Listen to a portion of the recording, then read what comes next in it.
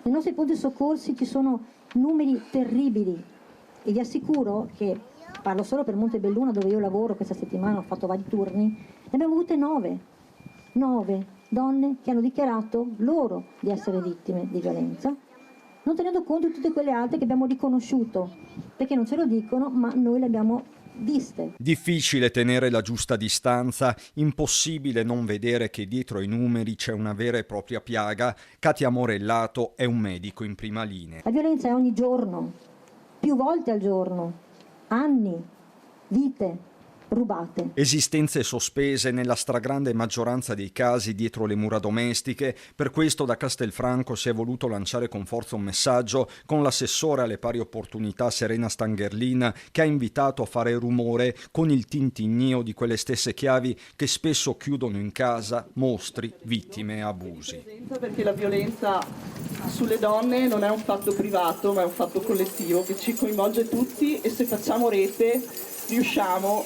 a cambiare anche la cultura nella quale questo fenomeno è radicato. La sindaca Ghi Menton, dal canto suo, ha ricordato con emozione anche Iole Tassitani, sequestrata e uccisa nel 2007. 20 anni quasi sono passati da quella mattanza che sconvolse non solo la Castellana, ma l'Italia intera. L'impegno è preciso. L'amministrazione comunale c'è, noi vogliamo far capire che questo tema della violenza sulle donne è un tema per noi prioritario, deve essere un tema sul quale noi saremo in grado di fare rete con tutte le istituzioni regionali ma anche del territorio, con gli enti del terzo settore. Le donne non devono sentirsi sole. E la rete non ha colori politici. Sotto la torre civica per la regione anche l'assessore Paola Roma, che si è soffermata sulla necessità di coinvolgere il mondo sportivo. Chiaro che poi ci sia il nodo delle risorse. Si sta stabilendo proprio adesso quelli che sono l'ammontare anche delle risorse ministeriali, ma anche grazie all'importante contribuzione del Consiglio regionale, proprio questa attività che va ad allegarsi anche a quegli appartamenti, una parte abitativa di sgancio proprio in uscita, proprio dai centri antiviolenza, dall'opportunità di inserimento lavorativo e poi in questo percorso di vita. Ma se è vero che una donna su 3 è vittima di violenza, un uomo su 3 è quasi sempre nel carnefice. Da qui l'attività dei CUAV, i centri per gli uomini autori di violenza. Nella Marca ce ne sono 3, a Montebelluna, Conegliano e Treviso. Non si guarisce perché non è una malattia, però si può cambiare perché il cambiamento è possibile.